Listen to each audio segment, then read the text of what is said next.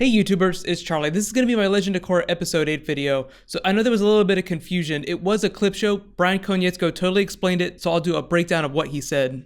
Even though there wasn't a ton of new footage, I did enjoy the way that they presented the old stuff. They even teased some things that we've been asking for a long time. So see, clip shows don't have to be all bad, but careful for spoilers if you haven't seen the episode yet, starting with top 5 moments. Number 5, Brian Konietzko explains the clip show. So essentially what he said is that Nickelodeon slashed their budget. They found out at the last minute and they would have either had to fire everyone on their staff a week early or use a clip show. Bright treats their crew like family, so they were never going to fire everyone a week early.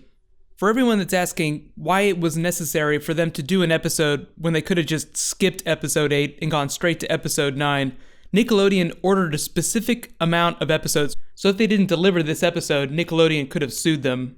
For example, they needed to deliver 13 episodes for Book 4 to complete Nickelodeon's contract with them. So when Nickelodeon slashed their budget before Book 4 started production, they still had to deliver 13 episodes. But the crew they'd hired and the workflow that they had, like the way they developed episodes, was based on what Book 3's budget was. So there really wasn't a way around this that didn't include firing people or using a clip show. They couldn't just skip the episode and not include it. Clip shows can be kind of dumb, so they tried as hard as they could to make it not suck. They did reference that Nickelodeon kind of pulled the rug out from under them, the higher-ups. They also reminded us that anime shows do this all the time. The example that they specifically referenced was Samurai Champloo as a show that did clip shows in a really good way. So they tried to model this episode based on that. I feel like this is the point where everyone's going to queue up some Samurai Champloo to see what the reference material looked like. It's a great series, you should check it out if you haven't watched it yet. And since we're all fans of Last Airbender, we can think of this as like an Ember Island Players episode. I know a lot of you have already commented that you felt like Ember Island was a little bit more enjoyable than this episode. I will say yes, that episode was a little bit more fun just because the tone was lighter. Just because of the tone of Book 4 in general, and what's happened in the last couple of episodes, everyone was a bit of a Debbie Downer in this episode, even though they tried to include some hopeful moments. So as crazy as it is that we had to get a clip show this close to the final episodes of Legend of Korra ever, it's just a reality of the business. It's like a very Hollywood type thing. You know, budgets get slashed and they have to deal with it. Number 4, Mako explains Makora. Who else forgot how relationshipy Book 1 was? I wasn't even making YouTube videos when that was airing. That's how long ago that was. The whole point of the Mako Wu thing was that tagline that he had at the end. I realized I better focus on being a better king. Based on Book 4 so far, it seems like that's what they're setting Wu up as. He will be king, but it'll be a more balanced version of what the Earth Queen was. Like, he won't be as big of an idiot. This is Wu we're talking about, so he'll never stop being a complete idiot. It's just like the journey the Earth King went on during Avatar Last Airbender. We also get to see Mako's character development. He's not done yet. Somebody asked David Faustino if we would see Mako cry before the end of the series, and he just responded with this tweet that said, ha ha ha ha ha. Just a lot of evil cackling. I don't expect there to be any relationshipy stuff in the finale. I mean, they'll have some resolution, they'll get some closure.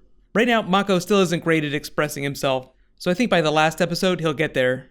I mean, it's going to be the last episode of Legend of Korra ever, so why wouldn't you cry your eyes out? Number 3, Korra Nasami, not to be confused with Korrasami. I actually tend to use those terms interchangeably, although Korrasami means something completely different. This was a bit of a Debbie Downer scene. Korra's mostly looking back at the things that she's done and thinking of what Toph said. None of it matters. There's never the right amount of balance. Naturally, Asami and then Tenzin are there to slap her in the face just a little bit. Book 4 is all about balance, so it's implied by the end that there will be the right amount of balance. I don't think they would end the series without that resolution. Although I do think that they'll end things in a way that will let you know that the Avatar cycle will continue on. In order for that to happen, there'll have to be a new conflict. So there might be a tease for a new conflict coming along that they could just continue in the comics. As much as we've had this big Kuvira WTF thing going on in the swamp, I feel like the end is going to be a compromise. She's not going to kill Kuvira and just squash everyone in giant energy form. Number 2, meta commentary about overthinking the logic. Really all my favorite moments happened during that last sequence with Bolin and Varric. Varric's line was probably one of the most important ones in the episode. Don't let truth get in the way of a good story. Don't overthink things. I feel like that's Bright talking to the fandom. You know, just roll with it. Don't overthink the logic. That brings up conversations about, how powerful is Korra without her past lives? Conversations like that. Arguments that you get into with other fans. Some of the logic that they set up in Legend of Korra, Like the past lives, Rava, Avatar 1 has contradicted the logic of Last Airbender. That happens a lot of times, especially with shows that go on for a long time. The Simpsons is a really great example of that, and it's also another series that does clip shows all the time. I can only imagine how bad the quality would dip if the Avatar series went on for 20 years. My number one absolute favorite moment from this episode, though, was the Legend of Korra movie. The greatest mover ever made. That's as close as we're going to get to a Legend of Korra movie, and it's actually a pretty awesome movie. Who knew it would turn out to be such a comedy? One of my big hopes for Bolin was that after the events of Book 4 were over, he would go on to become a mover star, like he and Varric would just go on and make movers. Varric is a scientist and a businessman, so he'll probably do all kinds of stuff. Bolin, who knows, maybe he'll start a lava bending academy. Toph started a metal bending academy. Hopefully there'll be some movers in there somewhere. It was so funny that they got all the original actors to come back and do that villain scene with the phone conversation. I love that collectively as a group of villains, they all hate Unalaq. Like they still think that he sucks. He's like the Butters of their group. Just in general though, for what they had to work with, I felt like it was a great episode. Clip show, it kind of sucks this close to the finale, but I feel like they still did a really good job with it. Let me know though, what was your favorite moment? And if we actually did get a Legend of Korra movie, do you want it to look something like this? Would you be happy with a comedy like this? So just a quick reminder, next week is probably just going to be episode 9, and then the week after that, there's a theory they're going to post all 4 of the final episodes at the same time and do it like a 2-hour finale situation. Obviously, it's all streaming online. If you are watching on TV, or if you haven't been watching online, they're going to start airing it on Nicktoons on November 28th. I know a lot of you are wondering about Avatar videos after Book 4 is done. I will continue to do videos for the new comics, and I'll still do bonus videos for Last Airbender, Legend of Korra. I never did make videos for Last Airbender, or even Book 1, so I might go back and do that at some point. There's all kinds of fun stuff we can do.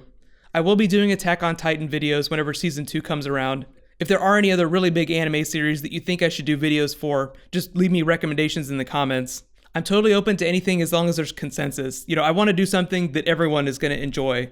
Real quick heads up, if you guys haven't seen me talk about it in my other videos, if you're watching on your mobile phone or on a tablet, YouTube gave me a new beta feature to play with. There's just links up here. It's the same as the links that I post over here, which will still be the same. But right now you can click here for last week's Legend of Korra, and you can click here for the Q&A that I'll post tomorrow.